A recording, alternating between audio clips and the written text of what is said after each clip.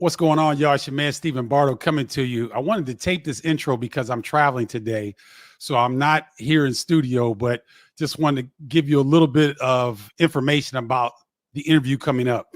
Former Purdue Boilermaker, great former Big Ten Defensive Player of the Year, current Big Ten Network analyst, Rapheal Davis joins me on Bardo's Breakdown. Fascinating conversation. We talk about a little bit of everything. Best backcourt in the Big Ten, Braden Smith. What Rutgers will do this season, the Illini, Purdue, Indiana. We talk about the 4 new teams coming in and some of the surprise players, all that and more right here on Bardo's Breakdown. You guys have a great week. Don't forget to put your comments in, and I'll get back to them when I can. And until then, holla, y'all.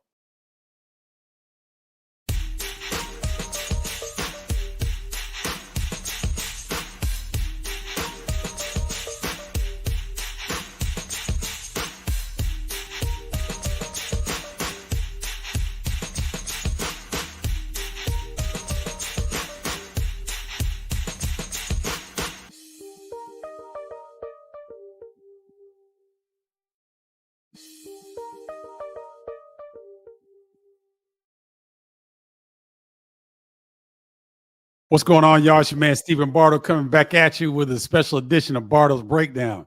The reason I say special because you guys have been seeing a lot of coaches' interviews. You've been seeing former Big Ten greats. Well, I've got a former Big Ten great that's also a colleague of mine, a teammate of mine at Big Ten Network, Rapheal Davis. What's up, Rapheal? How you doing, man? I'm doing well. I can't complain. It's cool to hear you say a teammate of yours after watching you for a while, especially call our games and do our broadcasts and knowing about you as a player. It's cool to be on the platform. No, it's great, man, because, you know, Rapheal, the thing, man, that I really appreciate you, man, you come in and you know who you are. You speak your mind. You don't mind being controversial. And it makes for good television, as you know, because if people come on and agree with everything, it makes for boring TV. So I appreciate one of the many skills that you have under your wing there. For those that don't know, Rapheal's a former Big Ten Defensive Player of the Year. He was a part of some outstanding teams at Purdue, and I love his demeanor in terms of how he breaks down the game and what he sees and what he shares with the audience. And so we'll get into a little bit of that. So, Rapheal, you've had a busy summer, man. Tell us about your foundation and what you're doing. Yeah, we have my wife and I started a youth development foundation up in Fort Wayne, up in my old neighborhood, and not even just Fort Wayne, but throughout Indiana. And now we're moving to state. But this summer we had 6 youth development camps, from basketball camps to gymnastics to college visits, and from going out to see Davidson to taking some young ladies up to Michigan for a gymnastics camp. We have so what we do the meat of what we do is giving kids an opportunity and a viewpoint to see things outside of what they traditionally see. Even through basketball, a lot of kids grow up playing, go to the park and play ball, and that's all they really know about hoop. And they don't understand that you can have a career still in the NBA, but through media, through rather it be through coaching, rather it be through the front office. And so we like to take the kids around and see a bunch of that. Then also we do a bunch of college visits for the kids to be able to go and see, especially for the kids that are coming to camps early because they love sports, but they're not going to – it's going to end freshman year of high school and they don't make the team and their heart gets broke. So how could you keep those kids still engaged and have goals throughout their high school career? Because you'll hear parents and your teachers are going to say, go to college. You know what I mean? But if you don't know what that looks like, if you don't know nobody that's been there, it's just words. So we take the kids up to the universities, whether it's Purdue, Ohio State, Michigan State, trying to get over to Illinois so they can see nursing schools or see engineering schools. Like here in October, we're going up to Purdue to watch the Oregon game. But before we do that, the kids are going to do an engineering workshop. And from 2 years ago, one of our better basketball players, he's actually one of the kids going to go play. He wants to be an engineer since he was in 6th grade. So, like, he's going to go play. I know he's going to go play, but he tells me every day I talk to him, I want to be an engineer still. And he asked me when we're going back to Purdue, not to go see the basketball team, but to go do another workshop. So, like, those type of things, because some of those kids, they don't make the team, they're going to go hang out. And when you start having goals to go be, we had a lawyer come in and talk to the kids, and the African-American lady, she was a cute young lady, and the boys and the girls, really, especially young ladies, gravitated to her. And some of those young ladies may want to follow those steps. So it's we do it through that, and that's cool. But then we also offer food initiatives to we sponsor a couple at-risk youth groups that we feed them and things like that. So it's been a summer dealing with the kids, and this past weekend we gave out 150 backpacks and free haircuts to the neighborhood, and it was handed out every backpack, and it was a real cool event. So, Rapheal, what was the impetus for this work, man? Because this sounds like tremendously gratifying work. What gave you the inspiration to start this? Three things. One, I was doing well in my career with Eli Lilly after I finished playing basketball, and I started to train kids. And when I got into training kids, I saw the market was like $50 to $60 for a trainer an hour. And that's just for a regular trainer with no experience, maybe just your average guy. And if you get into guys with experience, they're charging $70, $75 an hour. And I was kind of like, that's ridiculous. So I came in it and I started charging parents $25 an hour to train with me. And I noticed that it blossomed here in the suburban area. And then I reached out to my old AAU guys, and I played for one of the Nike EYBL teams. And I asked them why the kids from my neighborhood weren't necessarily playing on those teams anymore. I mean, because they produced a lot of good players, especially for Fort Wayne. You think of Luke Goody, you think of, Fletcher Lawyer and those guys. But as a kid from a certain part of time where I was from, Deshaun Thomas was from, guys of that magnitude, and they just straight up told me the kids aren't good enough. And when I realized that the gym that was closed down, the YMCA leagues were closed, all the different camps that guys were doing weren't happening anymore. And now the prices to train and the leagues to play in, it's all expensive. It started to make sense. So that was one of the reasons I started. It was just to give kids the opportunity to come play get real experience and real. Because if the kids aren't learning the fundamentals for 5th, 6th grade, they're not going to be good enough for the 9th, 10th grade. So you gotta invest in them early, and also being there with the parents from that, Bardo, I'll tell you, it's a young lady. She started with some 4th grade, and you looked at her, you'd be like, this young girl, she's big, she's kind of out of shape or whatnot. And now she's in 8th grade. She got her first offer to a D1 school, 8th grade. Are you serious, Rapheal? Yeah, she's about 5'10", about 180. She's a big girl, and just from working with her. And now she's on the top Adidas team in the state. So she's a 2029 playing on a 2026 AAU team. So it's you just never know who's going to gravitate to what. But then also I say from that also we have kids that's been with us since 6th grade, and now they're in high school. They want to be manager of their high school team because we've taken them to Purdue and they see what the managers do at practice.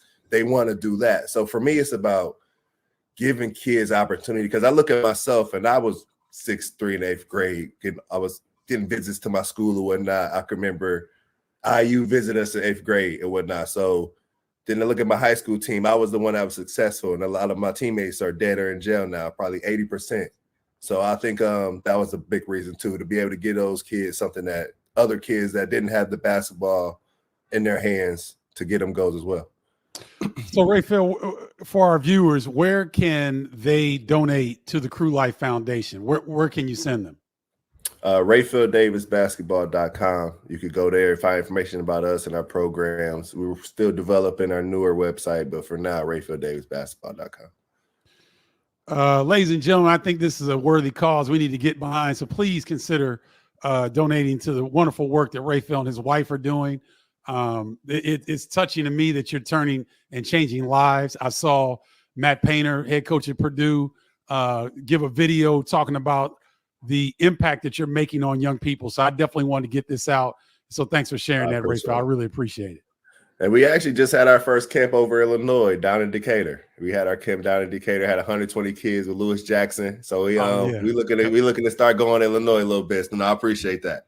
Yeah, no, man, Lewis Jackson, for those that don't remember, diminutive, tough as nails guard. He was one of my favorite players when I covered him back in his era. It's good to see you guys connecting and impacting the youth in a positive way, man. That's great. All right, man. Let's transition a little bit to some ball, because we're just going to jump right into it. I want to get your take on what's the biggest offseason development for the Boilers in your opinion, and I'll give you my answer after I hear yours.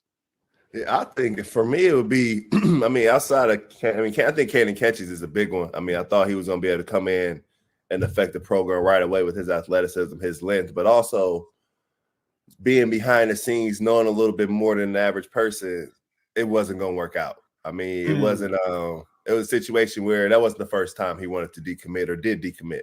So I think it was a guy that knowing where Payne is now, his career kind of in the prime of it, coaching-wise, he wasn't going to put up with a lot. But then I would say outside of that would have been Daniel Jacobson, the center. I think the center position for Purdue is the biggest question mark. Because I think the guards are good. I think whether you get Cam or Miles Colvin playing the 3, you get Trey Kaufman-Renn at the 4, I think whether Jacobson or Will Berg or Caleb First, one of those 3 guys has to emerge. And I would hope it be Caleb First just because his experience and being around the block. And if he's able to get some confidence back, that would be big. But I would say that the center development, that type of situation has been the biggest surprise to me.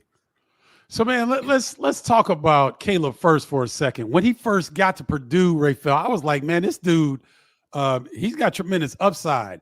Is it a lack of a loss of confidence in his situation? Because he still plays with his hair on fire, but I saw a lot more offensive contribution in his freshman year than I even saw last year. Is that accurate? I think so. I think it's a bunch of confidence. I think for me, coming in last year, he's playing the 4 and coming as a freshman playing the 4, that was a little out of position for him. He was used to playing the 5, and that's a big difference from 4s and 5. And he struggled guarding the perimeter. He struggled switching actions because Paint at that time he liked to switch 1 through 4.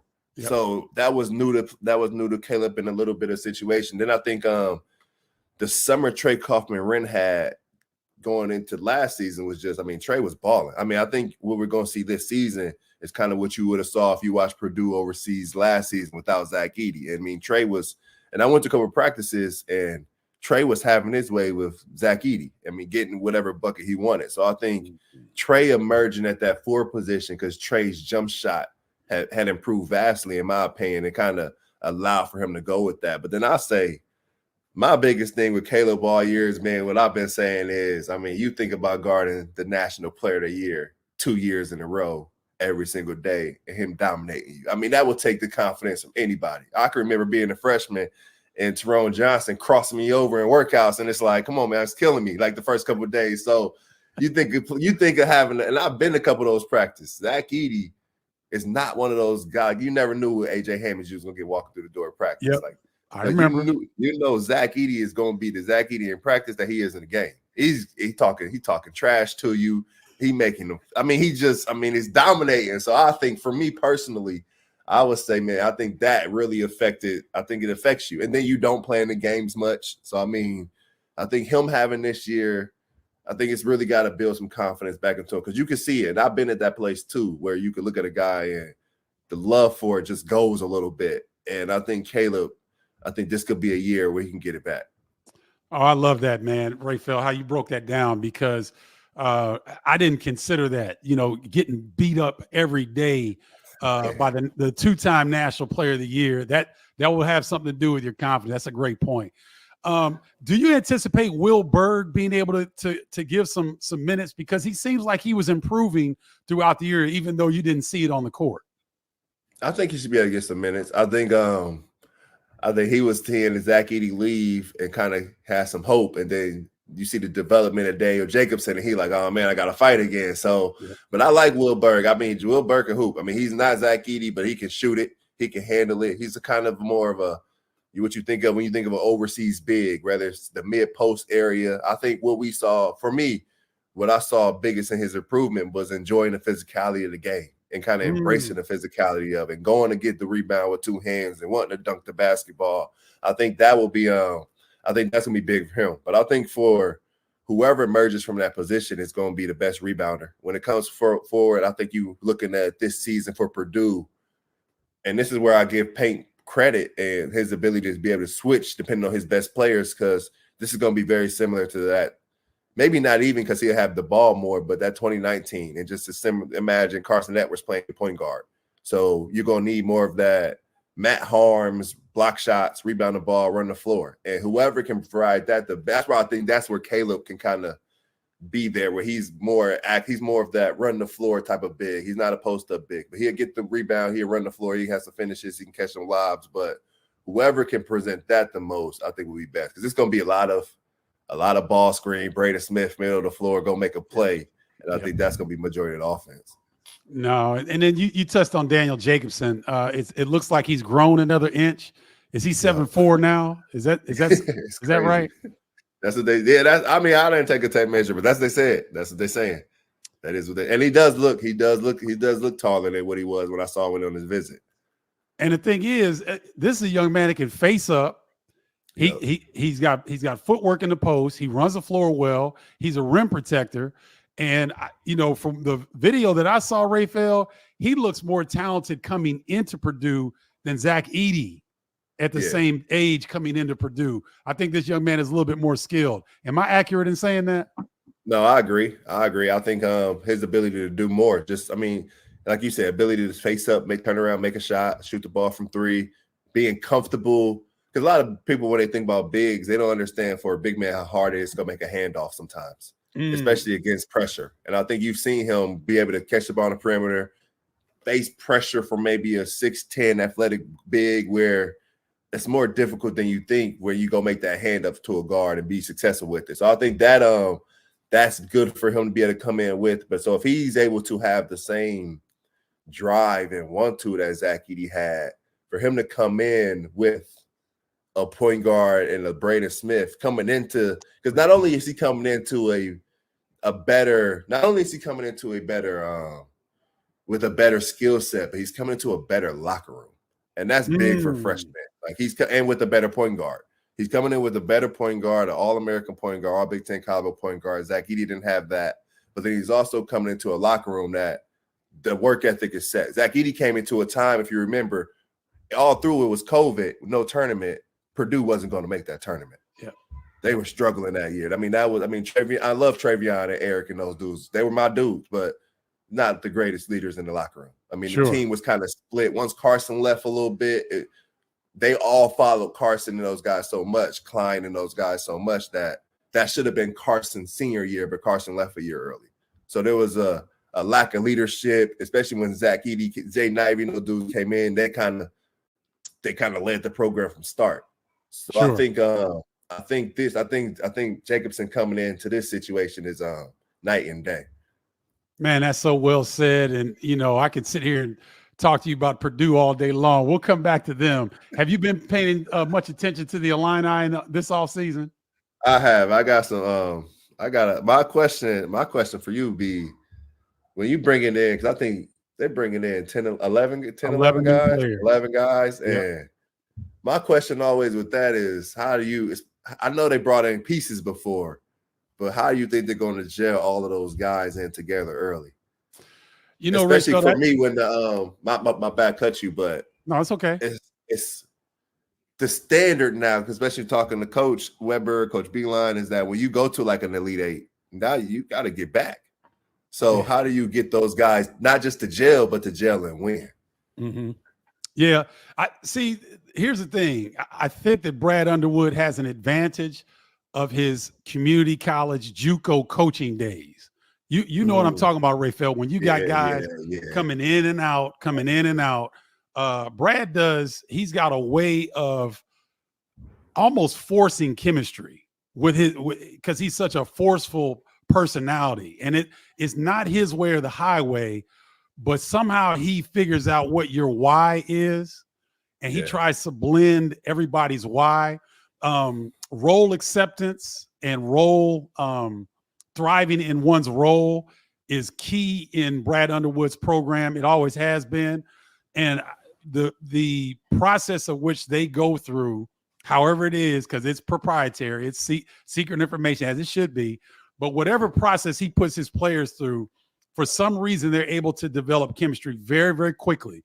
Because if you watched last season, you had Marcus Domask, a young man, extremely talented, wanted to play at the next level. Quincy Guerrier, very talented, wanted to play at the next level. Justin Harmon, very talented, wanted to play at the next level. All these guys are trying to get to someplace else, and yet Brad Underwood was able to get them to focus and put their feet where they are. So he does a really good job of that. But, boy, this is a tall task, Rapheal, because this Kasparis, Joxionis, and Will Riley, yeah. I mean, those are two huge gets, projected first-round NBA picks. So how he's going to blend this is going to be fascinating. I'm a little bit cautious. I don't jump on the bandwagon. You know me, I'm a little bit older. I've seen this a few times. So the question that you ask to me is the key in that. How is he going to get these guys to accept their roles? Because somebody's going to be pissed off. Somebody ain't going to be playing the minutes they thought they'd be playing, because it's just not possible. They got too much talent. That's true. So that's the key thing. What are your thoughts on that, Rapheal? No, I agree with you, especially when you have you blend all the new faces and then you blend it in with some really talented freshmen, which I think that's a really hard thing to do, because sometimes, I mean, it's just what it is. Sometimes really talented freshmen need to come into a situation where they know who the leader is, who's the guy who's the leading scorer. Because sometimes your talented freshman may not be the leading scorer. You look at UConn last season. Stephon Castle came into the situation where, okay, that's our guy. Okay, Donovan Clingan is our big guy. Where, you come into and you find your place and then you excel in that role. Where you even look at, even when Kentucky won that national championship with Michael, whenever I was saying, well, Kentucky wins with just freshmen, would not go back to the national championship, you forget Deron Lamb was on that team. Or you forget Terrence Jones was on that team. I mean, you forget they had Patrick P. older guys on that team, even coming off the bench, where it's easier to put Marcus Teague, Anthony Davis, and Gilchrist in their role. So I think that's big. I think that's my question mark, because now the freshmen, you kind of come in, and now Deshaun Harris-Smith has that green light, and it's kind of, you got to teach them you teach them through the season what a good shot, bad shot is. So I think that's going to be big. And then my only question mark for Illinois too, because I think their wings are extremely talented. I think the guards will be okay, but it's more the bigs. And I still think it's the I know we still transition to like a wing league, but I still think it's a big, when you think of the Big Ten, you got to go get a rebound. And I think they still got, that's the only question mark I have. Yeah, I agree with that. I like Morez Johnson, a very talented freshman, but he's raw, Rapheal, Yeah. And he looks like a beast because he's going up against high school kids. How's that going to transfer, at the Big Ten level? And then Tomislav Ivicic, the big fella from overseas, 7-footer, capable guy, looks like on film. But again, we don't know what's going to happen when he faces the athleticism and physicality of the Big Ten. And with the addition of these 4 teams coming in, they've got long, lengthy athletes up front. So it's going to be very interesting to see how Illinois does up front. Good stuff there, man. All right, Rapheal, now I got to put you on the spot. Bro, what was this tweet? Now, I didn't necessarily think you were wrong, but it generated a lot of exposure and attention. You tweeted out that you thought Rutgers backcourt was going to be the top backcourt, and your brother in arms, Braden Smith, took a little bit of exception to that.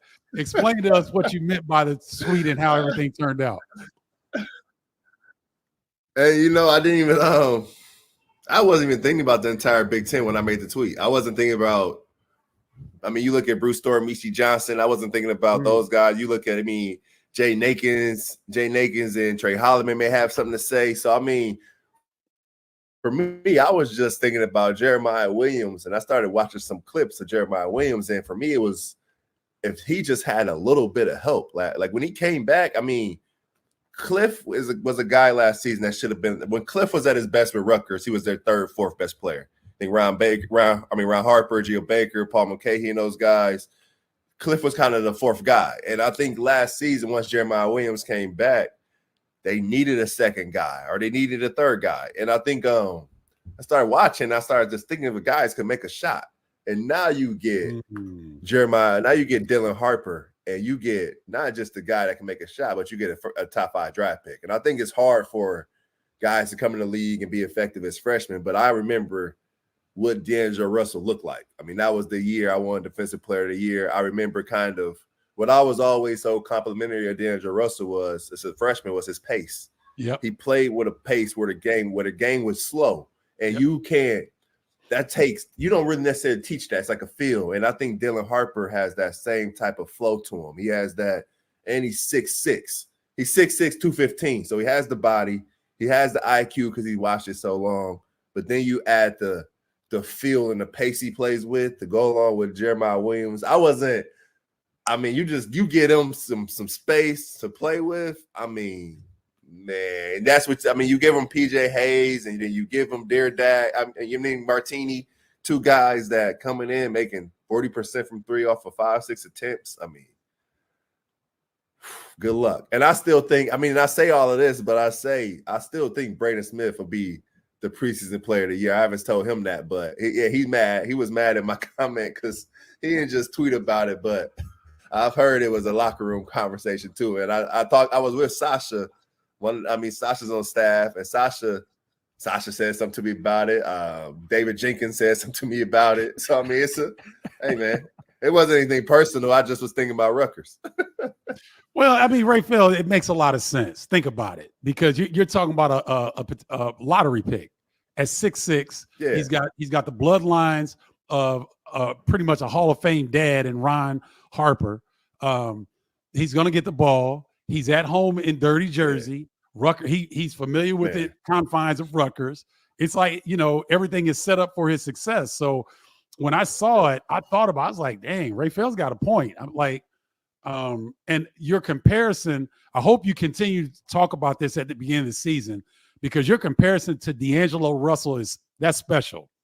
And those that remember D'Angelo back at Ohio State know exactly what you're talking about. You couldn't force him off his spot. You couldn't rush him. Mm-mm. He played at his own pace. And that's a pro. You could tell when you watch D'Angelo Russell play, that was a pro. And he had his way in the Big Ten when he was here. I expect a lot of the same with Dylan Harper and his wingmate, Ace Bailey, the athleticism and length that he provides on the wing. The more that I thought about your tweet, I was like, man, Rapheal's got a point. And I know that Braden Smith and Fletcher Loyer, I know they'll use it as bulletin board material. And, I agree with what you're saying.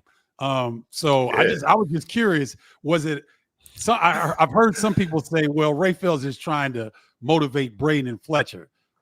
That wasn't a part of it, was it?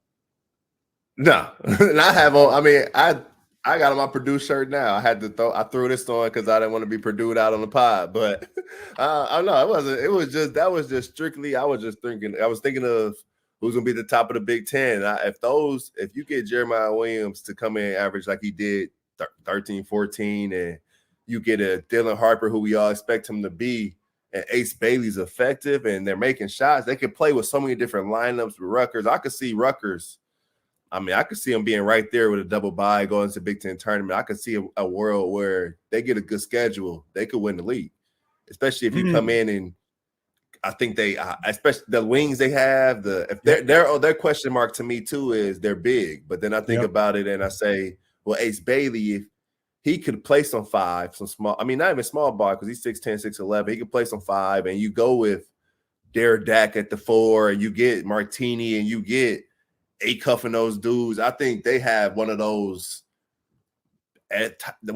Big 12 type of athletic rosters that I think could really cause some damage in the league when you look at Steve Pikiell and how he likes to play.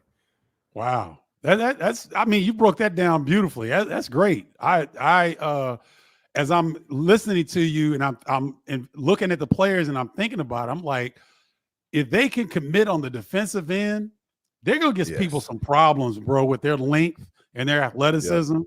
And the only problem has been with Rutgers ever under Steve Pikiell is scoring the basketball. That's been really their only issue, right? Yeah. Yep. And so now it looks like they've addressed that issue. It's gonna be fun. I guess Robbie Hummel's gonna have to pay taxes in Jersey because they're gonna put him on every day. That's funny. That's our guy, ladies and gentlemen. We love Robbie. We're just having fun with it. Okay, so I was gonna. And I will say too, my bad about that, but back to the backcourts. Like I told Sasha, I better not see Purdue play that 2-3 zone again. If you got the best backcourt in the league, you got to guard your yard. You got to guard your man. Like you can't tell me you have the best backcourt in the league and y'all playing a 2-3 zone because of your backcourt. So that's my last thing on that. No, I agree. I agree because you can't dictate much sitting back in a 2-3 zone. You're trying to preserve and save people, trying to hide people defensively. Yeah. And we don't need to name names, but we get it.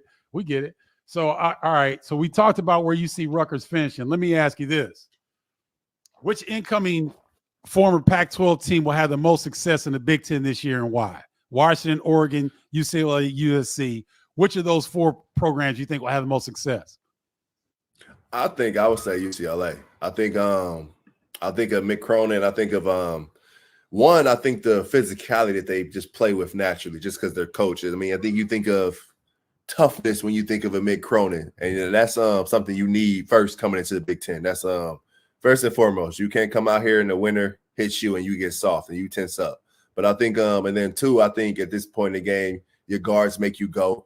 And I think Dylan Andrews, I think he really, really figured it out that second part of the season last year. And I think he was on a heater to end the season. And you add him, and I'm still a guy that believes in Sky Clark because he's extremely talented. And I don't really care about like what they say. I don't care because I know like where the game is now, and I know players sometimes. I mean, it's just a lot that goes on. So I think Sky Clark is extremely talented. You get him and Dylan Andrews in the backcourt together, and they may have something to say about being the best backcourt in the league. So I think they're good there with those 2 guys. And then you hear Coach talk, and I listened to a couple of his interviews, and a guy in there transferring to Kobe Johnson, who he says could come in and be the defensive player in the league. And then you watch some film and you watch some tape and see his size, athleticism, guarding multiple positions. I think those 3 guys will be fine. And I think they'll be, and they have a home court advantage that the Big Ten won't be used to going out to California. I think that's going to soften some guys up going out there. So I think I would say UCLA.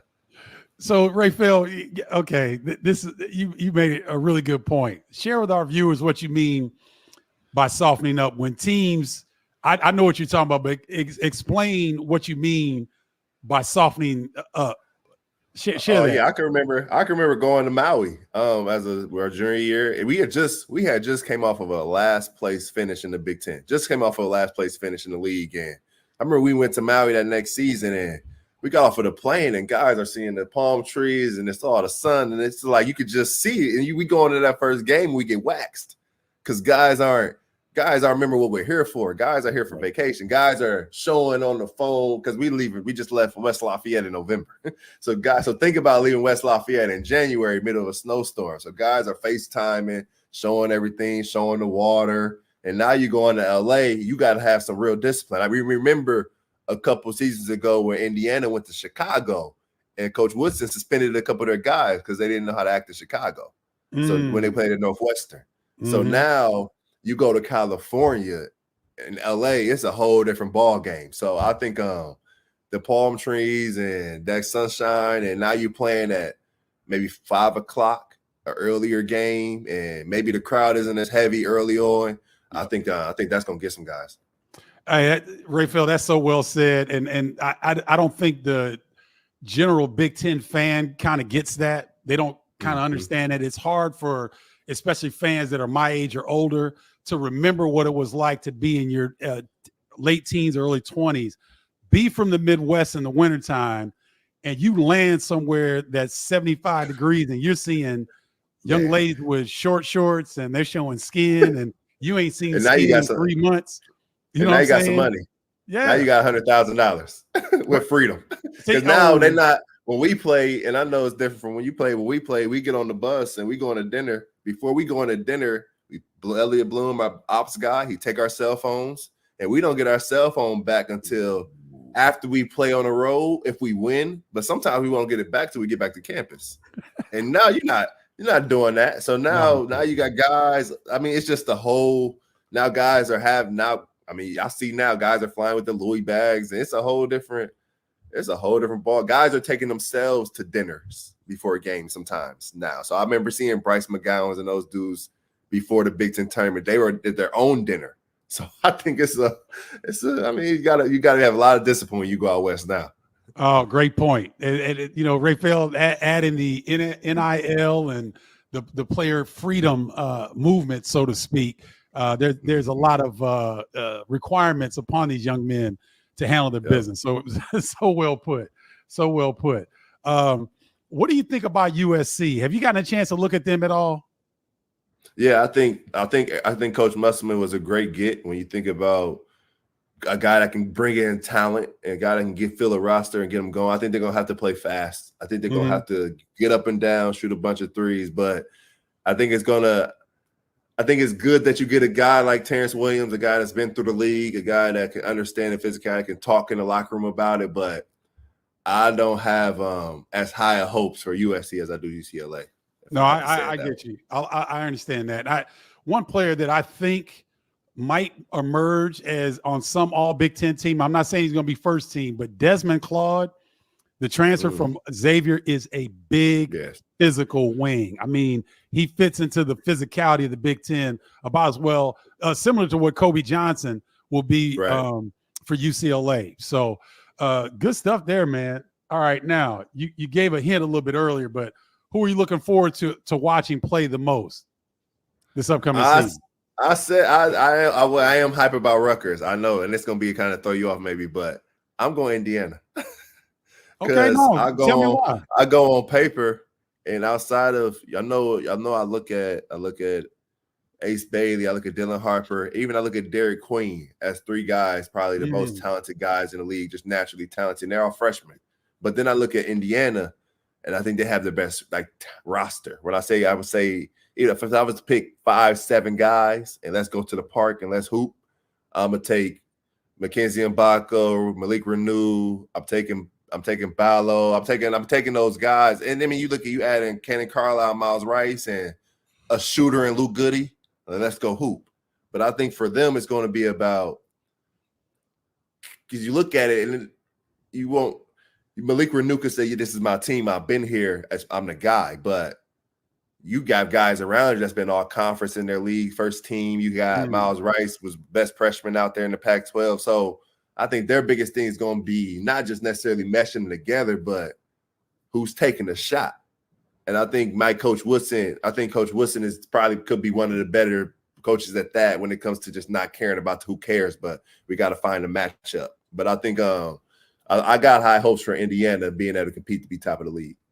No, I that's a great call because you talk about Cannon Carlisle. He'll be one of the more talented wings that the league will have. You talked about Miles Rice. I was able to cover him in the NCAA tournament. A very heady, athletic kid that he's still kind of pass first. I'd like to see him look to score a little bit more, but it comes easier to him. So, and Omar Ballo, big boy, is going to be wreaking havoc. So, Indiana's a good call. And then I think with Indiana too is how do you fit? Because you got all of that talent, but then towards end of last season for an injury, Trey Galloway started balling because he started to play more of the point guard position. He was getting. I think Trey Galloway had a lot to do with Khalil Ware getting drafted. I mean, the way he was able to come off of those pick and rolls and throw that little fake little lob they used to throw to Khalil Ware at the rim. I think that and you had a couple of games where he had 10, 11 assists in a game. So I think, and now what he means to the program, he's got to play. So I think that will kind of be interesting to see if he has the ball in his hands or if he goes back to kind of that play hard role. Great points there. His team stopped guarding him. Yeah, my bad. But yeah, team stopped guarding him until he had the ball in his hand. So yeah. Well, I'm most looking forward to watching Illinois based on the chemistry set, but I'm also intrigued by Maryland, and here's why, Rapheal. So John Rothstein came out with his Big Ten preseason rankings, right? Yep. He had Maryland 5, I believe, and so I'm a big proponent of John's work. I know him. We're cool. He busts, and so I'm thinking like, man, why is he? And so I started. Before I interviewed Greg Manning Jr., the assistant from Maryland, I started doing some research. And the kid Gillespie from Belmont is a baller. I don't think he's going to have any problem transitioning to the Big Ten level. The scorer, the kid's name from South Florida, Selton, can get it.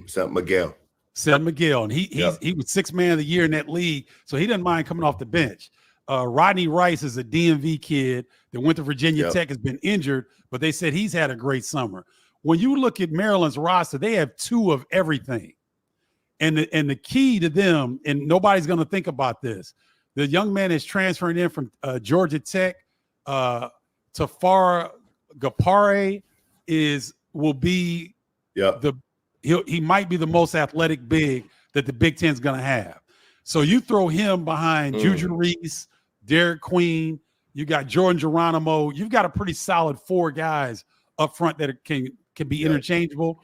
And Maryland's really improved their guards with the three that we just mentioned.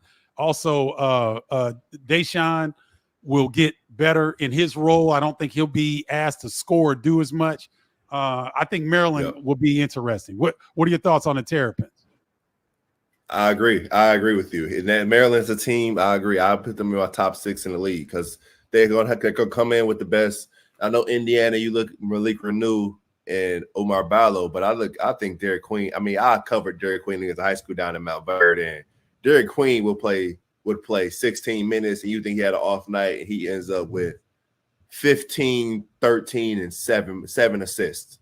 So he's a guy that at the 4 or 5 position, he can really, really pass the ball. I think for him, it's his 1-2. It's his, if he comes in and he's a guy that comes in, puts in the work and has that work ethic, he'd be a lottery pick. I think he has good feet. He can knock a 3 down. He has really good moves.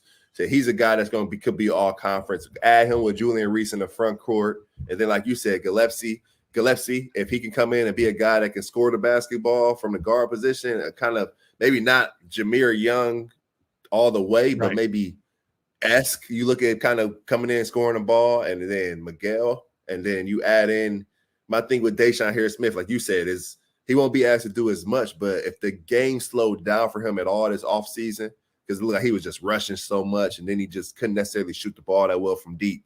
If he added some range to his shot and the game slowed down for him, I mean, Maryland, like you said, off of the bench, you think Geronimo getting kind of back to that natural position that he was at, kind of what he's comfortable with, coming in, giving energy, providing sparks, being a guy that can win a few games for you off the bench. I don't see why so many people are down on Maryland as well, but I'm with you as well. I got them kind of inching towards the top of the league, top 6. Okay. And I'm going to throw one more team out that I want people to pay attention to just from a historical standpoint. To see Wisconsin be 10th or 11th in the league, I don't know, bro. Right. Yeah, it just don't sound right. No, and the thing is, if you look at their roster now, they're old, Rapheal. Yeah, they got the old Wisconsin team is dangerous. Yeah, they're like they got 9 or 10 juniors, seniors. Daniel Freitag, this freshman coming in, has got tremendous football experience. So he's not going to be afraid of the physicality. They got Cameron Winter, big bulldog of a guard coming out of Central Arkansas. But the kid that intrigues me is this Xavier Amos, this wing player that came in from Northern Illinois, can do a little bit of everything, can handle the ball like a point guard, can run the floor, can shoot. He might be a breakout player in the league. So watch the Badgers because they're not going to be 10th or 11th in the Big Ten. I don't see that. All right. So let's get back. I want to get your experience being a former Boilermaker about the last 2 seasons. How was it for you, Rapheal, going through this was as up and down, very similar to what Virginia went through in their 2-year situation. How were the last 2 seasons for you? Oh, they were great for me because I would say, honestly, I didn't experience none of the downs because I wasn't in the locker room going through those losses. So I think as fans, we look at it and we get our feelings hurt sometimes when our team loses, but we experience it good. And I think I know you lose in the tournament last season, but I haven't thought about that game. I mean, since it's final. I mean, I didn't think about the game really all season long. I just understood that Coach Painter got where those, because I sound like I'm rambling, but I remember where we were my sophomore year. Let me say that. We were My freshman year, we played in a CBI, and we lost at home to Santa Clara, and we got eliminated from the CBI. And a lot of people don't know what the CBI is. Then that next year, not only we missed a tournament, but we finished dead last in the Big Ten.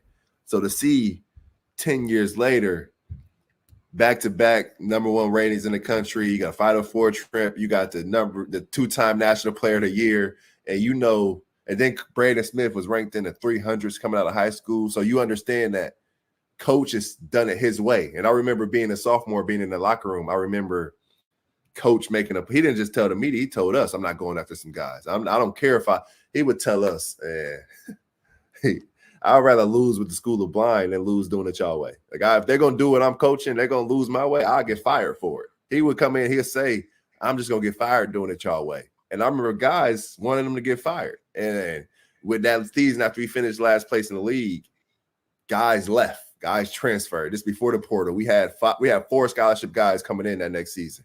And we filled the roster with 5 freshmen, a transfer in John Noctius.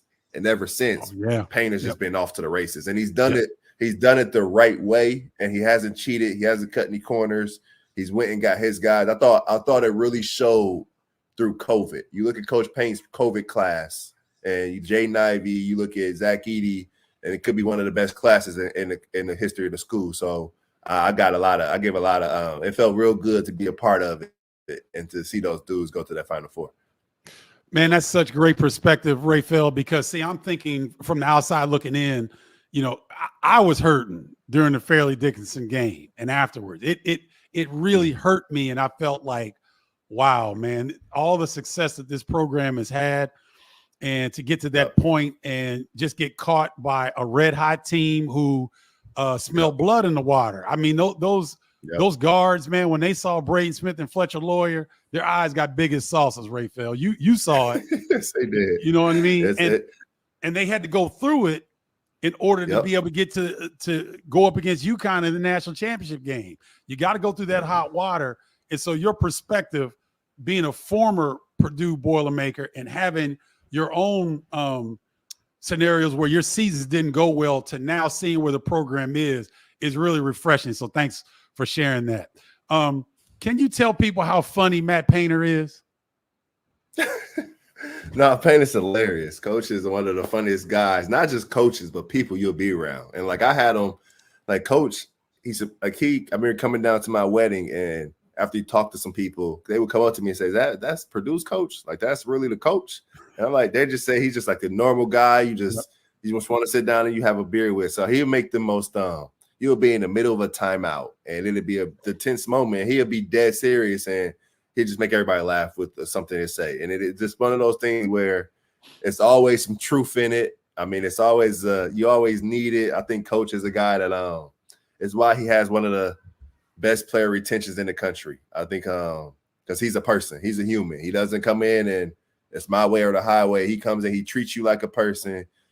You love being around him. It's always, like you said, it's always funny, and it's always a light time. I call him, even to this point now, I call him Uncle Paint. So he's like your old uncle at the barbecue that you're gonna go to for some jokes.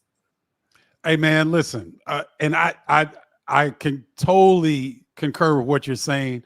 And the example that I have is that, NBC this past season was the first year they started doing Big Ten games, and so there was Purdue at Illinois, and me and Robbie Hummel are both on the call. We go to shoot around. Paint has us come sit on the other side of the court, just me, him, and Robbie. Dude, me and Robbie's stomachs were we were hurting. We were laughing so hard. He was just on one that day, and I'm sitting here thinking, like, man, this is going to be this. Whoever wins this game is going to win the Big Ten championship, and Paint is in his bag, talking about USA basketball experiences, talking about recruiting experiences, talking about parent experiences. Dude, the parent stuff was legendary. And, for me, it was just so refreshing that a guy that had this much success, that has a National Player of the Year, that has a team that's rolling, #1 team in the country, and he's sitting back having more fun with us than anything. So I thank you for sharing that about Coach Painter, because people know how great of a coach he is, but I don't know that people know how great of a person that he is, and that doesn't get explained enough. And then just one more thing on that is, like you said, they're the Illinois game, but they were playing Big Ten tournament. They're playing Wisconsin in that first game or whatnot. And I remember they're losing at half. They're losing at half, and they're coming back out to the court. And I'm back in the green room watching the game on TV. I got my son with me, and my son has been around Payne a bunch of times. So, and our locker room was near the green room, and so he could hear my son making noises or talking whatnot. And I could hear him say, "Oh, that's Ray's boy." And he actually stops. He actually stops in the green room, talks to my son a little bit, make sure gives him an apple, asks him if he likes the apple, and they're losing at halftime. You know what I mean? They go on like it's one of those things where, like, coach, you got more important things to be doing rather than making sure my son is good and talking to me. But he cares, he cares more about you as a person, as a human, than he ever cares about how great of a basketball player. That's up to you. Like, he can help get you there, but as development, as a coach, he cares about you off the court more than, like I say, more than on the court, and that's just me. And ladies and gentlemen, listen, that's not hyperbole. Rapheal is saying exactly what it is. I know it's hard to believe that a guy could be this successful as a head coach and be this humble as a human being, but that's basically who Matt Painter is, there. Yo. We talked about Kanan. All right, this is what I like. So Kanan was going to be a part of a 6-player incoming freshman class. Now it's down to 5. We talked a little bit about Daniel Jacobson and his progression and how talented he is. Take me through the other freshmen and who do you like the most and why? If I was to pick one, I mean, I like them all, but I'll say Jakari Harris. I like Jakari a lot. I like especially when you think about what he brings to the table, his skill set, and what Purdue, because he can play this season, what Purdue needs. He's a guy that can really handle the basketball. And you look at no Lance Jones this season. I hope Fletcher Lawyer has improved his ball handling, especially against pressure and presses. But you look down the roster, and now Jakari Harris is that next best ball handler, especially. I always say a team needs 2 ball handlers that's been getting pressed since they were in first grade. That's been handling pressers. That's been maneuvering through a press, whether it be in the gym or at the park. But since you were 3rd grade, you've been getting pressed by a team. And I think Jakari is one of those guys that can maneuver through it, can help Braden handle the basketball. But then in practice, he's a guy that's going to he's a dog on the ball. So he's going to help them push. He's going to help Fletcher get better at handling the basketball because he's going to hassle him. So I think he's a guy who can make a shot as a guard, as a freshman. I think he's probably – and then he has the lineage. You look at Big Dog – he's Big Dog's son. So you look at the bloodline of it, and that's just the story there. But I think I think he got that. I think he has that kind of toughness, that swag, that big city from Atlanta, that when those guys kind of come into Purdue, whether it be Lance Jones, although from Evanston, kind of Chicago area, John Noctis from Miami, those bigger guys with bigger personalities kind of come into Purdue and have success. No, it's a great call. Now, Rapheal, I want to go back to something you said that was very interesting, and I agree because I was that point guard. Why do you say teams need 2 players that are used to going against pressure since they were young? Not that they developed into it, but they've been used to getting pressure since they were young. Why do you say teams need 2 of those? It doesn't shake them. It doesn't rattle them. You go back to Purdue 2 seasons ago. I mean, that's what they're missing when they lost to FDU. They had one guy that could kind of get through that was used to it. Braden was used to it. Although he didn't like it, he was used to it. But they didn't have another guy that could go make a play off the bounce, that could handle pressure, have somebody into you, and to be able to slow down, make a move, and go and get somewhere and go make a play. So I think, or rather if it's, and then also understanding different presses, because not every press is the same. A 1-2-2, a diamond, or even a fake press like Iowa's. Because sometimes you look at Iowa's pressure, and sometimes it's just to slow you down. They're not trying to turn you over much. And if you're a kid that's been through presses that are meant to slow you down, you kind of understand. You can say, go. You get them out the way. But then you understand what a real press is. And it's just a feel for it. Like, some things can't necessarily be taught by your coach. And I was a guy that didn't like press. I didn't like pressure, really. I was a guard. I like to go score the ball in the half court. And growing up, that's what kind of hurt me going into college, where though we saw a press, I may tighten up. I may not make the right decision. But especially if you have 2 of those guys that can break pressure, that can really do some things with the ball. You look at UConn, you think of, Stephon Castle, although he played kind of off ball, he was the best point guard in the country coming into UConn. So I think when you can have two guards go make plays, it gives you a whole different advantage. No, that's well said. I totally agree. Rapheal, is there anything that we didn't get to that you want to touch on? I'm just I'm excited. I mean, I'm excited about the league, adding the teams. I think the league is I think this is going to be one of the seasons where it's back to those years where you're used to in the Big Ten, where you're getting those top draft picks, but then you also getting teams going deep into the tournament. And I think the last couple of years has kind of been one or the other. And I think this is the year where you can get both. I think you have two or three lottery picks, maybe 4 or 5 first rounders, and you see some teams getting deep into the tournament. I think that's when Big Ten basketball is at its best. That's what the league looks like. And now I think the league is going to be just sexier again. The league is just getting more sexier. It's getting faster. It's getting more athletic. The higher recruits, not just ranking wise, but just talent wise. The guys, because you can look at the rankings, and I know fans like to say, "Oh, he's a 4-star, he's a 5-star," but guys normally know the freshmen that are going to be going to the league. And now we have a couple of them that we know should be first-round picks, lottery picks, and it's going to be a lot of fun. I agree. And Rapheal, really quickly, man, you have done a fantastic job on the air, and you've expanded every season. You keep getting better and better. Can you share with our viewers what your experience has been since you've been at Big Ten Network from the time you started until now?